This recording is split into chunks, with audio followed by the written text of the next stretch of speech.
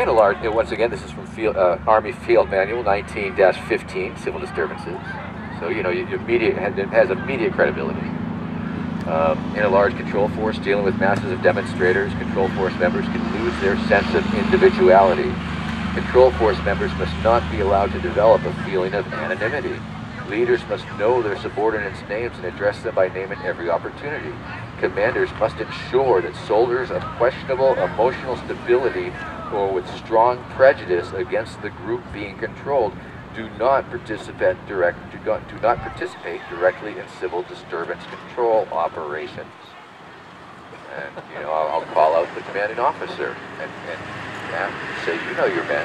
And I'll talk to the other cops and say, you know who here might be unstable, it might put out more force than necessary. And, you know, I start to frame it like that.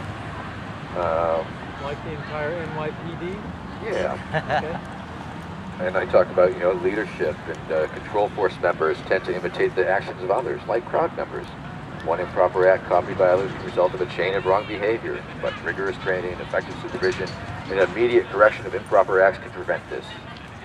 During confrontations, the control force must also guard against coming to see the participants impersonally rather than as people. The control force should have a racial and ethnic balance to reduce the chance of seeing the disturbance as a confrontation between them and us. Some control force members may harbor ill will towards people who look, think, or behave unlike themselves. If they take advantage of the confrontation to show their ill will, their behavior will inflame rather than reduce the confrontation. And on. But that's something I like to read.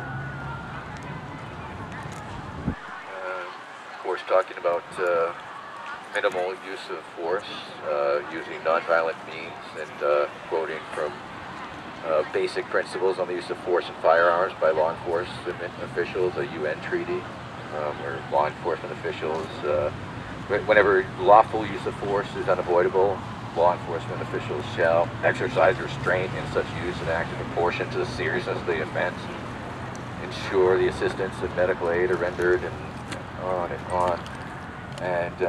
And just constantly talking about that First Amendment right for us all to be there. And you know, sometimes when things do go bad, and you know, you are just asking, you know, stop it. I had an interesting little thing at the inauguration this year down in D.C.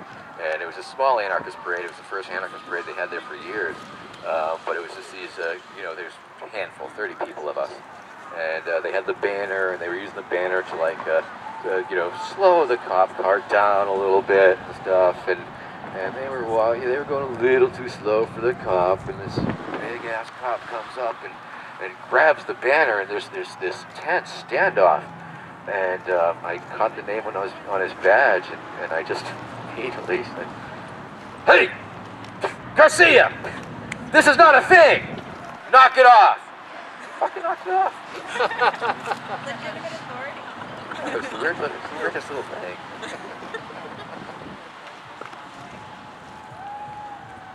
Article 20, Universal Declaration of Human Rights. Everyone has the right to freedom of peaceful assembly and association. Everybody has the right of freedom of opinion expression. Talk about non-lethal munitions, providing a graduated response to a hostile act. Although it's not intended to harm protesters or demonstrators, it would be difficult for a hostile individual to tell he's not being engaged by a non-lethal weapon, because they fire some of these things from weapons. Let's see, command legal issues, domestic operations, support of civil authorities from the Department of Defense, civil disturbance, minimum force must be used at all times when responding to civil disturbances. And of course, you know, all the military stuff doesn't really apply to the civilian situations, but it does, you know, give them some guidance, and a lot of these cats are military cats. And so, you know, they pay attention and maybe even know it. This is one of my favorites from FBI publication, Law Enforcement Bulletin, Riot Response, Crowd Dynamics. Frequently, unruly groups contain only a handful of aggressive or violent members. The majority are onlookers who just want to be part of the event. Therefore, the presence of a uniformed law enforcement officers formed into the skirmish line and outfitted with helmets and riot batons usually has an intimidating effect on the crowd. In most cases, this effect lasts about 2 minutes. Then some members of the crowd become vocal in an attempt to provoke an altercation. As time passes without action from either side, a small faction within the crowd might begin to search for objects to throw at the officers maintaining the skirmish line. This is especially true if the officers are carrying shields. Essentially, absent other activity between the crowd and the skirmish line, the shields become missile magnets, inviting the crowd to start throwing things. Unfortunately, the police often have no contingency plan for responding to a rain of rocks and bottles. In the absence of other procedures, the leader commands the line to charge, batons start flying, and the police completely lose control of the incident. I love reading that shit to cops. And then I say, yeah, that's the FBI saying that, guys. You're just missile magnets, and you're a passive provocation, and just your presence is inviting people to get in your face and throw you stuff. You're just changing the full dynamics. If you weren't here in that suit, it would be a lot different. And talk about the, crowd tactics. I quote from State of Texas and U.S. Navy field manuals. Crowds may employ a wide variety of nonviolent tactics, verbal abuse and name-calling, conversations with police to distract them or gain sympathy, and then I wave cutely at them. Forming human barricades to impede traffic by sitting down in roads or entrances to buildings, trespassing on government property in an attempt to force mass arrests and gain notoriety through the media, chaining or handcuffing themselves to objects or to each other. And I point out these are all non-violent acts, according to their own authorities, non-violence. And talk about the, response, power response. When approaching a crowd, always allow its members an escape route. People who are told to move away and then are not able to comply will ultimately resist, their crowd control. It may be best to ignore minor violations in dispersing a crowd. If possible, allow the crowd to drain itself of energy and disperse by itself. And just talking about the means of success, sometimes there's newspaper articles I like to read to them for various things. I've tried to push it. Once again, it is a propaganda piece. This is propaganda that I'm propagating. It is edited. I don't make a point of fully, telling them specifically that you're not covered by this or that or exceptions. I'm taking the words and I'm editing it somewhat for my purposes, which I think is fair. If they want to look it up, they can Google that shit, motherfuckers. Wait a minute, he's misquoting!